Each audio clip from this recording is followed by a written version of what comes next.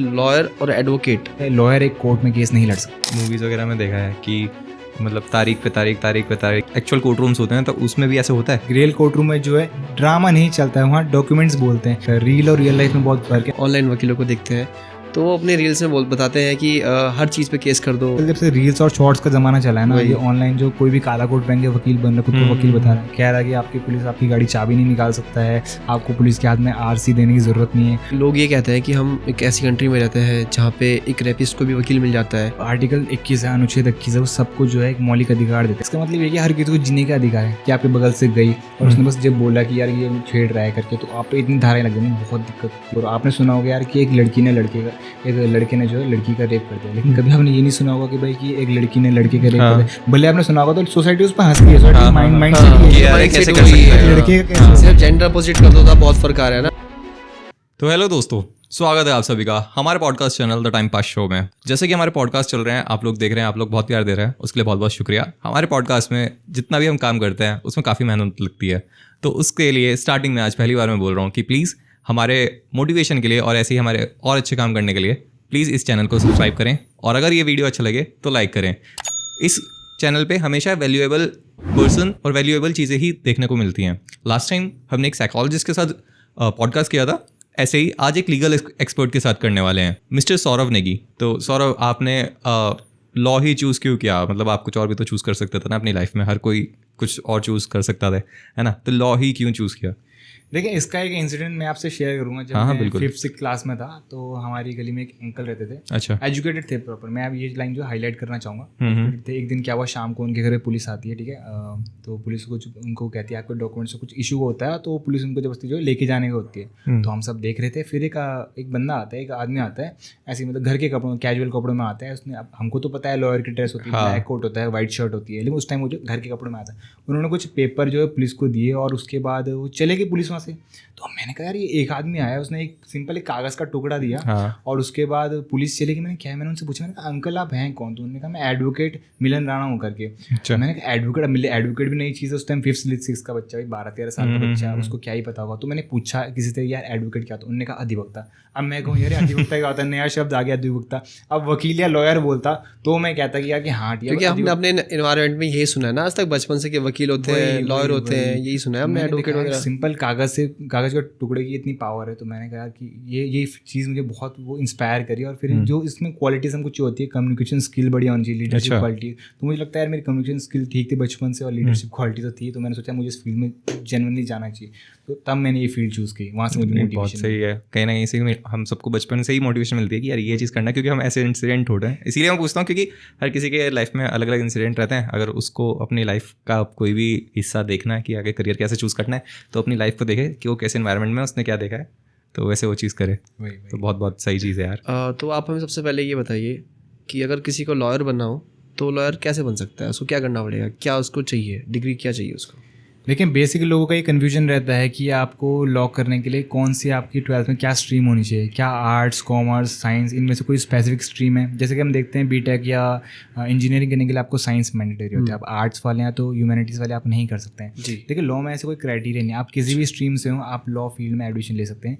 शर्त ये कि आपकी 12th में मिनिमम 55% होनी चाहिए। उसके बाद आप जो है, लॉ 2 प्रकार का है, एक 5 ईयर का, एक 3 ईयर का है। 5 ईयर वाला जो होता है, 12th के बाद आप डायरेक्ट एडमिशन ले सकते हैं 5 ईयर प्रोग्राम, जो कि BLLB, BBLLB 5 साल का होता है।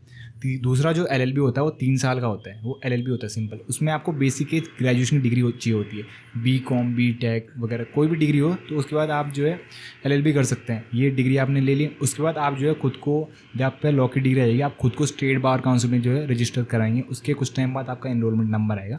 उसके बाद आप जो है ऑल इंडिया बार एग्जाम देंगे, जिसके बाद आपको आपका लाइसेंस नंबर मिलेगा, तब आप एक एडवोकेट कहलाएंगे। तो थोड़ा आप हमें सौरभ ये बताइए, जैसे कि हमने देखा है कि सबको कन्फ्यूजन रहती है कि लॉयर और एडवोकेट, हम सब दोनों को एक ही समझते हैं। क्या दोनों एक ही होते हैं या दोनों में कोई डिफरेंस भी होता है? देखिए, दोनों में जो एक सिंपल सा छोटा सा डिफरेंस है, मैं आपको बताता हूँ। जैसे कि मैंने आपको कहा, फॉर एग्जांपल आपने लॉ करी, आपके पास लॉ की डिग्री है, तो आप लॉयर कहलाएंगे। आप किसी को लीगल एडवाइस दे सकते हैं, आप किसी के भी यहाँ पे जो प्लेंट फाइल कर सकते हैं, लेकिन आप कोर्ट में खड़े होकर आर्ग्यूमेंट नहीं कर सकते हैं। आप कोर्ट में खड़े होकर उसके बिहाफ पे बहस नहीं कर सकते हैं। उसके लिए आपको एडवोकेट होना जरूरी है। अब आप एडवोकेट कैसे बनेंगे? जैसे मैंने आपको अभी बताया कि आप जो है ऑल इंडिया बार एग्जाम्स करके आपको जो है उसका लाइसेंस मिलेगा, सर्टिफिकेट ऑफ प्रैक्टिस मिलेगा। एग्जाम क्लियर करना पड़ेगा पहले, एग्जाम क्लियर करना पड़ेगा, बेसिकली ऑल इंडिया बार एग्जाम का एग्जाम क्लियर करना पड़ेगा, तब आप एक एडवोकेट कहलाएंगे, तब आप जो है कोर्ट में किसी का भी केस लड़ सकते हैं। लेकिन जो है लॉयर एक कोर्ट में केस नहीं लड़ सकता है, वो आपको सजेस्ट कर सकता है, हेल्प कर सकता है चीज़ों में, बट वो आपका केस नहीं लड़ सकता है, केस नहीं लड़ सकता है वो। ओके ठीक है। तो अच्छा सौरभ, जैसे हमने मूवीज़ वगैरह में देखा है कि मतलब तारीख पे तारीख, या फिर लेटेस्ट में जैसे जॉली LLB आई है ना, उसमें इतनी कॉमेडी होती है, तो क्या कोर्ट रूम्स में जो एक्चुअल कोर्ट रूम्स होते हैं तो उसमें भी ऐसे होता है? देखिए मैं आपको रियल कोर्ट रूम का जो बता दूं, रियल कोर्ट रूम में जो है आपके इमोशंस नहीं बोलते, आपके एविडेंस बोलते हैं, वहाँ जो है ड्रामा नहीं चलता है, वहाँ डॉक्यूमेंट्स बोलते हैं। रियल कोर्ट रूम और जो टीवी में मूवीज़ में आपको देखा था बहुत अलग होता है। अब जैसे हमने वो मूवीज़, आपने अभी कहा कि तारीख पे तारीख, ऐसा बिल्कुल नहीं होता है। वहाँ जो एडवोकेट्स बहुत रिस्पेक्टफुली जजेस से जो है डील करते हैं, वहाँ डिसिप्लिन होता है, एक प्रॉपर एक डेकोरम होता है। वहाँ पे ऐसे नहीं कि कोई गुनहगार खड़ा है, वो कुछ सब बॉम्ब ला गया या आग लगा दी। हमने मूवीज में ये देखा है कि वहाँ पे जो गुनहगार है वो ही फाइट कर रहा है, लड़ रहा है, जज के सामने चल रहा है, कॉमेडी होता है। सलमान खान की मूवी है ना गर्व, उसमें ऐसे मार सबको मारने लग जाता है। नहीं ऐसा रियल लाइफ में नहीं होता है। रियल और रियल लाइफ में बहुत फर्क है। हमने देखा है कि जैसे मूवीज में होता है कि कोर्ट चल रहा है, जज हथौड़े से ऑर्डर कर रहा है, कोई सुन ही नहीं रहा, जज कभी हथौड़ा फेंक रहा है। रियल लाइफ में ऐसा होता नहीं है, डिसिप्लिन से होता है, वहाँ पर डिसिप्लिन रहता है, बहुत डिसिप्लिन और बहुत शांति रहती है। मूवीज में जितना हल्ला होता है, कोर्ट रूम में बस जज और वकील जो प्लीड कर रहा है, जो आर्ग्यू कर रहा है, बट उनकी आवाज़ रहती है, बाकी पीछे कोई भी। जैसे हमें मूवीज में दिखता है कि कोर्ट रूम में इतने सारे लोग बैठे हैं, क्या मतलब ऐसे बैठे रहते हैं क्या लोग? नहीं, रियल लाइफ में इतने सारे लोग बैठे नहीं रहते। आजकल किसी के मैटर से क्या है, किसी का फैमिली मैटर, तो उसकी फैमिली आके बैठेगी। अब उसका पड़ोसी, उसके ताऊ के चाचा के लड़का, वो आके तो बैठेगा नहीं। इतनी भीड़ रियल लाइफ में नहीं होती है कोर्ट में बस वकीलों की भीड़ रहती है। ओके, तो सौरभ, क्या आपके अभी तक के जो कैरियर है, जैसे आप कर ही रहे हैं अपना एक कोर्स, कैसे कोई ऐसा केस रहा है या आया है कि मतलब जिससे आप मेंटली या इमोशनली आपके ऊपर उसका इम्पैक्ट हुआ हो? देखिए, हर लॉयर की जो लाइफ है उसमें एक ऐसा केस आता है जिससे वो इमोशनली जो है कनेक्ट हो जाता है। मेरे इस केस में आपको बताऊंगा कि एक महिला थी जो कि घरेलू हिंसा उनके साथ हो रही थी, डोमेस्टिक वायलेंस उनके साथ जो हो रहा था। तो वो अपने राइट्स को जो है चाहती थी, यार मेरे को इसके अगेंस्ट जो है मुझे प्रोटेक्शन मिले, मुझे जो भी मेरे घर में हो रहा है उसके खिलाफ मुझे प्रोटेक्शन मिले। लेकिन वो प्रॉपर प्रोसीजर पे पहुँच नहीं पा रही थी। वो तो ये कि हमारे पास वुमेन कमीशन वाले आए, हमारे सीनियर्स जो थे उनके वुमेन कमीशन वाले आए, फिर उन्होंने उनसे मुलाकात कराई।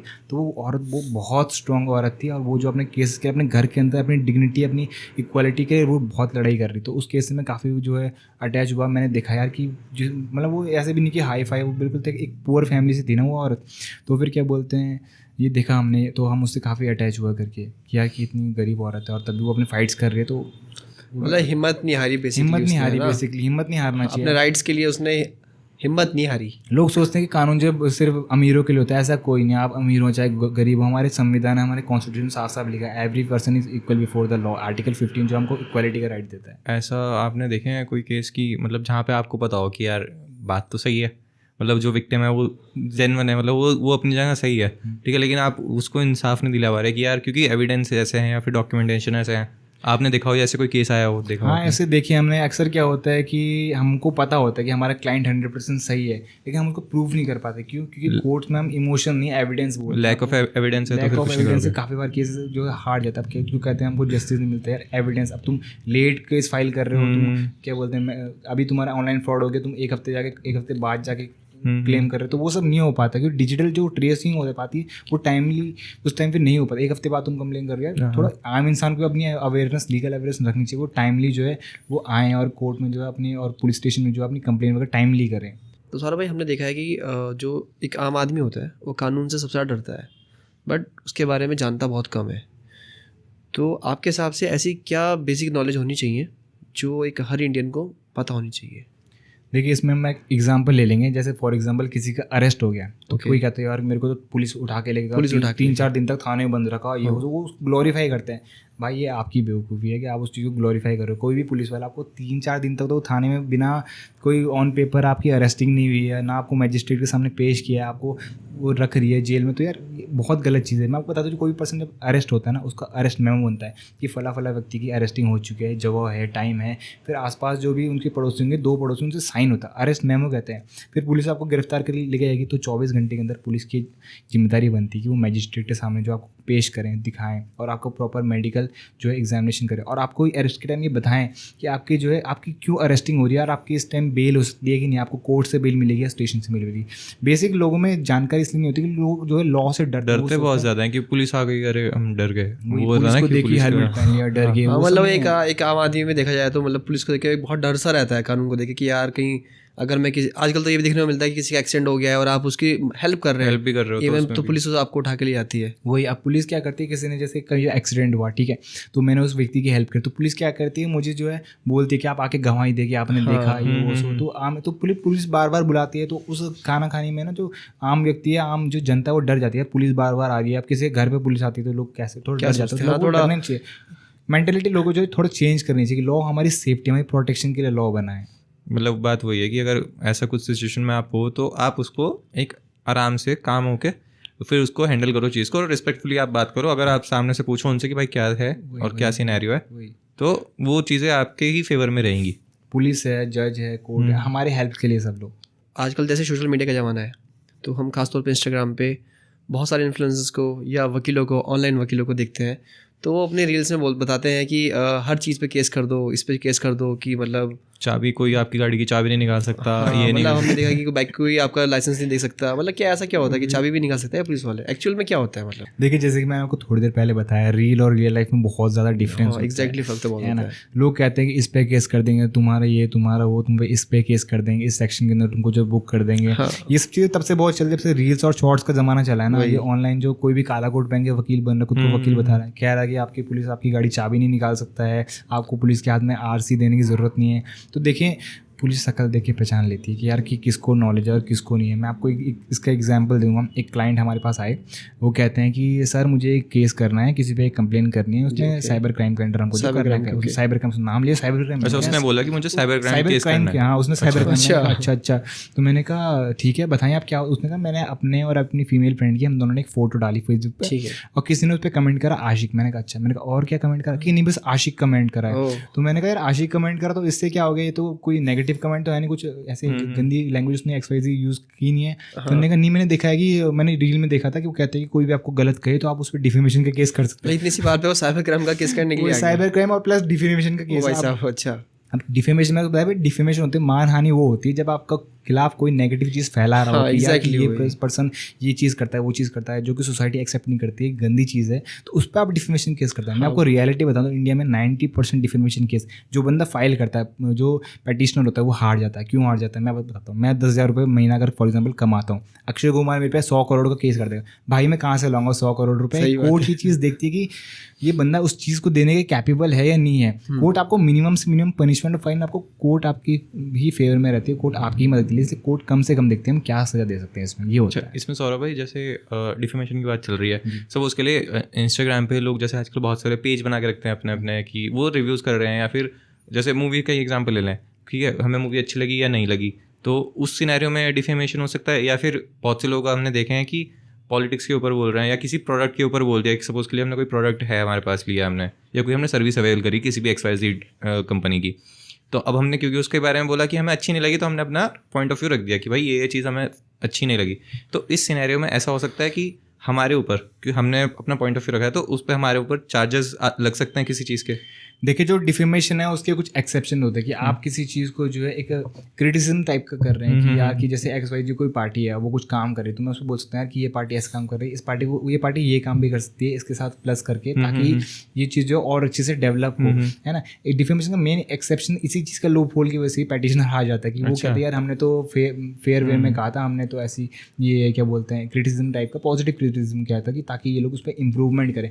अब आप कोई चीज़ कर रहे हैं तो मैं आपको कहूँगा यार कि आप भाई आप इस चीज़ में थोड़ा ऐसा इसको इम्प्रूव करें, ताकि अब वो आपके ऊपर है, आप उसको पॉजिटिव वे में ले या नेगेटिव वे में ले। आपने पॉजिटिव वे में ले तो वेल एंड, अब आप नेगेटिव उसको लेके चले, भाई मैंने तो आपको भलाई के लिए कहा ना, आप ये चीज़ करें। तो ऐसा नहीं होता कि हर चीज़। और दूसरी चीज़ सोशल मीडिया पे रिव्यू वगैरह वो फ्रीडम ऑफ स्पीच के अंडर आता है। आपके पास कॉन्स्टिट्यूशनल राइट है, आपका फंडामेंटल राइट है फ्रीडम ऑफ स्पीच, आप जो है कुछ भी बोल सकते हैं, लेकिन एक थिन लाइन होती है एक फेयर स्पीच और एक हेट स्पीच के बीच में। तो हमको वो लाइन जो है डिफाइन हम हमारे मन में होती है कि हम उस चीज़ को कैसे लेते हैं। हम उसको फेयरली बोलते हैं कि उसको नेगेटिव वे में बोलते हैं, तो वो लाइन हमें कभी क्रॉस नहीं करनी चाहिए। ओके, तो सौरभ भाई, आम लोग जो हैं सबसे ज़्यादा गलतियाँ लीगल मैटर में कहाँ करते हैं? और ऐसी क्या चीज़ें हैं जो हमें अवॉइड करनी चाहिए, चाहे हमारा प्रॉपर्टी का मामला हो, चाहे पुलिस कंप्लेन हो, चाहे वो ऑनलाइन फ्रॉड हो, तो क्या मतलब इनका क्या सीन है? देखिए अक्सर लोग कई बार जो है जल्दबाजी एक, और दूसरा जो है कई बार लेट करते हैं। जल्दबाजी जैसे कि भाई की प्रॉपर्टी लेने दो, टाइटल चेक नहीं करा, बेनामी प्रॉपर्टी है, पट्टे की ज़मीन है, प्रॉपर्टी आप जो टाइटल चेक करें। दूसरी चीज़ है पुलिस कंप्लेन, घटना आपके साथ हो रही 1 तारीख को, आप कंप्लेन करने जा रहे 7 तारीख को, एविडेंस खत्म होते हैं, डिजिटल एविडेंस ट्रेस नहीं होते, ऑनलाइन ट्रांजेक्शन जैसे आपको बताया फ्रॉड हो जाता है। आप 24 घंटे के अंदर आप अपने बैंक को कांटेक्ट करेंगे तो वो ट्रांजेक्शन, मैंने आपके अकाउंट में गलती से आपके अकाउंट में पैसे डाल दिए, ठीक है, अब मैं जा रहा हूँ 1 हफ्ते बाद बैंक में, कुछ नहीं होगा भाई। 24 से 48 घंटे के अंदर जो मेन जो जहाँ पे कंक्रीट एविडेंस होता है वहाँ पे आप अगर बैंक को भी कॉन्टैक्ट करेंगे ना तो बैंक रिवर्ट बैक कर देता है। अगर आपका बैंक से में, अगर दूसरा बैंक है थोड़ा टाइम लगता है लेकिन हो जाता है। तो भाई जैसे कि हमने सुना है और हम सुनते ही हैं कि लोग ये कहते हैं कि हम एक ऐसी कंट्री में रहते हैं जहाँ पे एक रेपिस्ट को भी वकील मिल जाता है, एक मर्डर को भी वकील मिल जाता है, मतलब जो गुनहगार है उसको इजीली वकील मिल जाता है। ऐसा क्या है, मतलब ऐसा क्यों होता है? देखिए हमारे कॉन्स्टिट्यूशन में जो आर्टिकल 21 है, अनुच्छेद 21 है, वो सबको जो है एक मौलिक अधिकार देता है, fundamental right, right to life and liberty with dignity. इसका मतलब ये कि हर किसी को जीने का अधिकार है। अब फॉर एग्जांपल मेरे पे कोई क्रिमिनल चार्ज लगा, किसी ने मेरे को बोला कि इसने मर्डर करा है, तो क्या आप मेरे को जाकर सीधा सूली पे टांग दोगे? भाई मुझे भी अपनी साइड रखने का जो है मेरे को मौका दिया जाना चाहिए। प्रिंसिपल ऑफ नेचुरल जस्टिस हमारे लॉ में होता है, उसमें होता है ऑडी ऑटम पार्टम। इसका मतलब ये होता है, एक लैटिन मैक्सियम है, इसका मतलब ये होता है कि बोथ पार्टीज़ को जो है अपना जो है पक्ष रखने का पूरा अधिकार है, अपनी आवाज़ अपनी रखने का मौका मिलना चाहिए दोनों इसमें पार्टी ये को। भी है ना फिर कि आप किसी ने चार्जेस ही रॉन्ग प्रेस कर दिया आपके ऊपर कि भाई ये तो है ही नहीं ऐसा, वही और बात है, वही किसी ने जैसे कि- गलती से भाई आजकल हम बहुत से रील्स वगैरह पे भी देखते हैं कि बहुत सी फीमेल्स ऐसे करते हैं कि फॉल्स केसेस में भी फंसा दिया नॉर्मल पर्सन को, तो उनके पास एविडेंस खासतौर होता पे है, लड़कों को फंसा देते हैं। लड़कों को फंसा दिया है कि कुछ भी ऐसे XYZ है या फिर गाड़ी के सामने आके खुद ही गिर गए। देखिए जो फेक केसेस हैं, जो फेक रेप केसेस हैं, उनका तो बहुत ज़्यादा, जो मैं आपको बता दूँ रियल लाइफ में जो कोर्ट में केसेस होते हैं उनमें से 90% जो केसेस होते हैं ना, जो डोमेस्टिक वायलेंस के होते हैं और रेप केसेस, वो 90% फेक होते हैं। जो मैं ये नहीं कह रहा हूँ हर कोई फेक होता है, हर केसेस के साथ फेक डालते हैं, एक्चुअली में जो विक्टिम है ना वो कोर्ट तक इसीलिए नहीं पहुँच पाती हैं क्योंकि कोर्ट जो है सोचती है कि यार ये भी फेक है, ये भी फेक है, तो रियल जो विक्टिम है वो कोर्ट तक पहुँच नहीं पाते हैं। और जो मॉडर्न लड़कियाँ हैं जो भी हैं, मतलब सबको नहीं कहूँगा लेकिन कुछ ऐसे होते हैं जो फेक रेप केसेस लगा देते हैं, तो इसीलिए ये चीज़ रखी गई कि नेचुरल जस्टिस होना चाहिए और हर पार्टी को अपना मौका दिया जाना चाहिए, है कि नहीं। अब जैसे आप देखते हैं किसी लड़की, आप रास्ते में चल रहे हैं, किसी लड़की ने आपको बोल, आप बस चल रहे हैं उसके बगल से आप गुजर रहे हैं, किसी वो लड़की बोल देगी ना कि भाई इसने मेरे को सीटी मारी, ये मेरे पे कुछ गलत मेरे को शब्द बोल रहा है, पब्लिक आपको पकड़ के मारेगी, पब्लिक क्योंकि आप लड़के हो ना, तो कोर्ट आपकी सुनेगी, कोर्ट दोनों साइड की सुनती है। जैसे अब हम इसका एग्जाम्पल लेते हैं 26/11 में, जैसे अजमल का साहब थे, लोग कहते हैं कि एक टेररिस्ट को भी जो है वो वकील दे दिया गया। तो ये इंडिया की डेमोक्रेसी, इंडिया का कॉन्स्टिट्यूशन ही ऐसा है कि भाई दोनों पार्टी को सुना जाए। हमको पता है वो बंदा गलत है, लेकिन प्रॉपर प्रोसीजर हमको जो है फॉलो करना चाहिए, ये हमारा कॉन्स्टिट्यूशन हमको बताता है। ओके। तो जैसे सौरभ भाई हमने देखे हैं बहुत से केसेस ना ऐसे, मतलब फॉल्स केसेस भी होते हैं जो जिनका पता है बाद में चलता है। तो जैसे सरबजीत वाला केस था, है ना, उसमें उनको काफ़ी ज़्यादा अभी नहीं सुना है वो। तो ऐसे केसेस में क्या सिनेरियो रहता है आगे, क्योंकि हमारे ऐसा फिर वही बात आ जाती है कि लड़कों के लिए क्या कोई भी ऐसे रूल्स नहीं है या फिर कोई उनकी सेफ्टी के लिए क्या है, जैसे एलिमनी का बहुत ज़्यादा सिनेरियो आ जाता है ना, तो उस पर थोड़ा सा बताओ। देखिए सीन ये है कि मैं आपको बताऊंगा कि जब हमारा देश आज़ाद हुआ उस टाइम वुमेन्स को बहुत दबाया जाता था, हम मानते हैं कि बहुत ज़्यादा दबाया जाता था, है ना। इसीलिए अब आप कहीं, यार आपने अभी बताया आर्टिकल 15 इक्वालिटी देता है सबको, है ना, लेकिन उसमें एक क्लॉज है जो कि वुमेन ऑफ चिल्ड्रन, वो कहता है कि हमारी सोसाइटी, हमारी गवर्नमेंट जो है लॉज वुमेन और चिल्ड्रन की फेवर में बना सकती है ताकि उनको जो है थोड़ा सोसाइटी में अपलिफ्टमेंट उनका हो। अब दूसरी वुमेन्स को जो है, आप फॉर एग्जाम्पल जैसे मैं अभी एग्जाम्पल दिया, लड़की आपके बगल से गई और उसने बस जब बोला कि यार ये छेड़ रहा है करके, तो आप पे इतनी धाराएं लग जाएंगी, बहुत दिक्कत होती है। तो हम कोशिश कर रहे हैं कि जेंडर न्यूट्रल लॉ लाएं। अब काफ़ी सारी पेटिशन सुप्रीम कोर्ट में गई हैं, PIL वगैरह गई हैं, गवर्नमेंट को लेटर्स गई हैं कि यार जेंडर न्यूट्रल लॉ लाओ, लड़कों का भी कुछ करो। आपने सुना होगा यार कि एक लड़के ने जो है लड़की का रेप कर दिया, लेकिन कभी आपने ये नहीं सुना होगा कि भाई कि एक लड़की ने लड़के का रेप कर दिया। भले आपने सुना होगा तो सोसाइटी उस पर हंसती है, सोसाइटी माइंड सेट सिर्फ जेंडर अपोजिट कर दो तो बहुत फर्क आ रहा है ना। वही, अब कोई लड़का किसी लड़की फोटो कमेंट करे तो कितना कुछ हो जाता है, कितना कुछ हो जाता है। कोई लड़की बोलते तो भाई लड़के हर कोई हंसने लग जाता है कि अबे तेरी फोटो पर तो लड़की ने ऐसा कमेंट कर दिया। तो जेंडर न्यूट्रल लॉ भी है नहीं इसमें, फ्यूचर में हो सकता है। खासतौर पे हमें देखने मिलता है लड़कों के लिए तो कुछ है ही नहीं ना, लड़कों के लिए कुछ लॉ नहीं, इज्जत नहीं है लड़कों की मेंटेनेंस है। बहुत सारे हाई कोर्ट मैरिज के बाद के भी कोई ऐसा लॉ नहीं है जो लड़कों के फेवर में हो। कभी कभी कोर्ट ऐसे डिसीजन देती है कि भाई कि लड़की जो मेंटेनेंस देगी, कोर्ट की काफ़ी सारे ऐसे जजमेंट्स आई हैं कि भाई लड़की देगी मेंटेनेंस या फिर लड़की मेंटेनेंस नहीं लेगी क्योंकि वो कमाती है, जजमेंट्स आते हैं। लेकिन गवर्नमेंट इस चीज़ के अभी मुझे लगता नहीं फिलहाल के लिए इस पर लॉज बनाई, क्यों वोट बैंक पॉलिटिक्स है, मतलब कि वो चीज़ें तो है ऑब्वियसली। सौरभ भाई जैसे कि हमने बहुत जगह में देखने को मिलता है कि 2 पर्सन है, और उनके बीच में लड़ाई हो गई, ठीक है, एक ने दूसरे को मारा, दूसरे ने अपने आप को डिफेंस करने के लिए उसको मारा, और जाने अनजाने में उसने उसको इतना मार दिया कि उसका मर्डर ही हो गया, बस उसका इंटेंस गलत नहीं था। तो उस केस में क्या रहेगा, क्या अपना सेल्फ डिफेंस कर पाएगा या उसको जेल हो जाएगी? देखिए ये सर्कमस्टेंसेस पे डिपेंड करता है, इसमें जो कोर्ट देखिए। अब बाई चांस इसका मैं आपको एग्जांपल देता हूँ, किसी ने मेरे को फ़ोन करके बोला कि मैं तेरे को जो है 6 बजे जान से मार दूँ। अब मैं वेट कर रहा हूँ कि 6 बजे कब आएंगे। अब वो बंदा 6 बजे मुझे आता है और वो मेरे पे जो है चाकू से हमला कर देता है, बचाओ में मैं जो उसको गोली मार देता हूँ। तो उसमें मैं सेल्फ डिफेंस यूज़ नहीं कर सकता हूँ। क्यों नहीं कर सकता हूँ? मुझे नॉलेज में थी ना कि वो बंदा मेरे को मारेगा, तो मैं जाके पहले पुलिस को कंप्लेंट कर सकता है भाई कि XYZ इंसान जो मेरे पे हमला करने वाला है। अच्छा। सेल्फ डिफेंस हम तो अब यूज़ कर सकते हैं कि जैसे सामने वाले ने मुझे चाकू मारा तो मैं भी उसको ऐसे नहीं, मैंने उसको गोली से मार दी, बराबर का हथियार होना चाहिए। आप भी उसे चाकू ही मार दो सेल्फ डिफेंस में, कोई इशू नहीं है, उसमें आप सेल्फ डिफेंस यूज़ कर सकते हो। लेकिन ऐसे नहीं कि आपने उसको जान से ही मार दिया, उसने आपके चाकू हाथ में मारा, उससे आपको बस थोड़ा माइनर सी इंजरी हुई, अब आपने उसको पेट में चाकू घुप दिया, वो जान से मर गया, उसमें सेल्फ डिफेंस नहीं यूज़ कर सकता। गुस्से में तो आदमी कहीं भी मार सकते हैं ना चाकू, फिर गुस्से में क्योंकि एड्रेनलिन रश रहता है उस टाइम, तो ये नहीं होता क्योंकि कॉमन पर्सन। आज के टाइम में हमें ये भी देखने को मिलता है सौरभ भाई कि मतलब हर दूसरा बंदा, हम अपने एरिया की बात कर रहे हैं, अपने एरिया में देखें अगर हम, तो इतने ज़्यादा लड़के अपनी बाइक्स पे, अपनी कार्स पे एडवोकेट मिस्टर XYZ लिख के रखते हैं। बट अगर हम उनको, कुछ को हम ऐसा भी जिनको हम पर्सनली जानते भी हैं, और आपने बताया है कि मतलब एडवोकेट बनने के लिए आपको एक पेपर निकालना पड़ता है, बार का एग्ज़ाम, है ना, बार का एग्ज़ाम निकालना पड़ता है, क्लियर करना पड़ेगा, तभी आप एडवोकेट बनेंगे, तभी आपको लाइसेंस मिलेगा। कुछ को एक ऐसा लगता है कि वो नहीं कर पाएंगे, पेपर नहीं निकाल पाएंगे, तो फिर वो एडवोकेट लेके घूम रहे हैं। अगर उन पर लाइसेंस आप भी किया है तो वो कैसा आया होगा, उनके हालात तो नहीं है ऐसे। देखो जो स्टिकर आप देखते हैं, आपने स्टिकर देखा होगा। हाँ एग्जैक्टली, स्टिकर ही देखा है। वो कुछ दिखावे के लिए, वो बस कोर्ट की पार्किंग के लिए है एक्चुअली।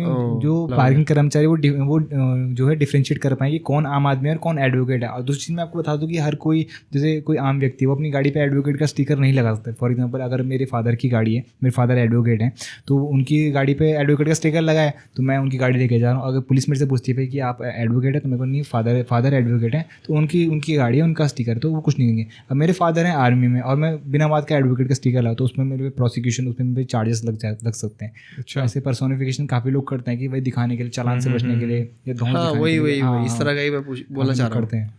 मेरे बोलने का वही था कि इस तरह का ही, जैसे वही VIP कोटा वाली बात ना, उत्तराखंड सरकार लिख दिया गाड़ी पे, थोड़ा सा वो लाल बत्ती लगा दी, वो रेड और लाल बत्ती भी नहीं, चलो नॉर्मली उत्तराखंड सरकार लिख दिया, थोड़ा सा उससे मिल ही आता है कहना कि भाई VIP गाड़ी आ रही है, VIP गाड़ी। हाँ। तो सौरभ भाई, कानून को लेके ना काफ़ी लोग डरते हैं, है ना। उनको लगता है कि जज, वकील और जेल के बीच में ही कानून इर्द गिर्द रहता है, ठीक है। तो आप लोगों को क्या एक ऐसा मैसेज देना चाहेंगे जिनसे वो मतलब अवेयर भी रहें और उनके फ़ायदे की वो चीज़ हो? देखिए मैं लोगों को ये बताना चाहूँगा कि कानून से डरना नहीं, उसको समझना सीखिए। कानून जो है आपको पनिशमेंट देने का सिस्टम नहीं है, आपको प्रोटेक्ट करने का, आपको इंसाफ देने का सिस्टम है। अक्सर जैसे कि आपने कहा, लोग समझते हैं कि कोर्ट रूम, जज, जेल इसी के बीच सीमित है। नहीं, कानून हर एक उस इंसान के साथ खड़ा है जो सच्चाई और न्याय के साथ खड़ा है। मैं सबको ये कहना चाहूँगा कि आप अपनी साइड से पूरा ऑनेस्ट रहें। आप जो है अपनी मेहनत जो है अपने वकील को बोले कि मेहनत करें हम पे और हमारा केस जो हमको दिलाएं, हमको इंसाफ दिलाएं। ऐसा नहीं कि वकील काम नहीं कर रहे हैं, वकील अपना काम कर रहे हैं। आप देख रहे हैं कि कानून व्यवस्था में कितना बदलाव आया है, चाहे आपके अरेस्टिंग के टाइम आपके राइट्स हों या जो भी हो, आपके ये मैट्रिमोनियल डिस्प्यूट हो, सिविल डिस्प्यूट हो, लैंड डिस्प्यूट, उस पर सुप्रीम कोर्ट और जजेस ने बहुत काम करा है। तो मैं लोगों को ये कहूँगा, आप सच्चाई के साथ खड़े रहें और सच का हमेशा साथ दें, तब आपको जो इंसाफ और न्याय ज़रूर मिलेगा। Okay, thank you so much Saurabh भाई, हमारे पॉडकास्ट पे आने के लिए, इतनी सारी चीज़ें हमको बताने के लिए, और लोगों को, जो भी हमारे व्यूवर्स हैं, उनको इतने सब चीज़ों पे अवेयर करने के लिए बेसिकली, ठीक है। मैं आप सभी से भी यही बोलूँगा कि अगर आपको कुछ भी ऐसे प्रॉब्लम्स हैं तो पहले उनको आइडेंटिफाई कर लो कि ये है। अगर कोई भी ऐसा चीज़ है कि आपको लगता है कि मेरा एविडेंस हो सकता है, कुछ भी है, आप उसको रखो और जाके जो नियर बाय आपके एडवोकेट्स हैं या फिर लॉयर्स हैं या फिर आपके पुलिस स्टेशन में भी आपको लगता है कि यार मेरे साथ फ्रॉड हुआ है या कुछ भी हुआ है, तो जल्द से जल्द उस पर एक्शन लो कि हाँ, ताकि आपको ही उसमें बेनिफिट मिल सके। नहीं तो फिर वही चीज़ हो जाती है कि यार हमें मतलब सहायता नहीं की गई हमारी, तो वो एक चीज़ है। सौरभ भाई, जाने से पहले मैं आपसे गुजारिश करूंगा कि हमारे व्यूवर्स को एक बार बोल दो कैमरे में देख के कि लाइक सब्सक्राइब कर लें। टाइम पास शो को जो है लाइक करें, इसको सब्सक्राइब करो, अपने दोस्तों के साथ जो है शेयर करें इसको, ये बहुत अच्छा चैनल है। तो मिलते हैं आपको अगली वीडियो में। अगर आपके मन में कोई भी चीज़ें हैं किसी भी चीज़ को लेके कि आपको कुछ जानना है उनके बारे में, तो आप मुझे कमेंट कर सकते हैं, हम उसी पे रिवर्ट कर देंगे। और कुछ भी जो चीज़ें होंगी, है ना, लॉ के रिगार्डिंग या कुछ भी, आप कमेंट कर सकते हैं वो क्वेश्चंस का, उसका हम आंसर ज़रूर करेंगे कमेंट्स में। मिलते हैं आपको अगली वीडियो में।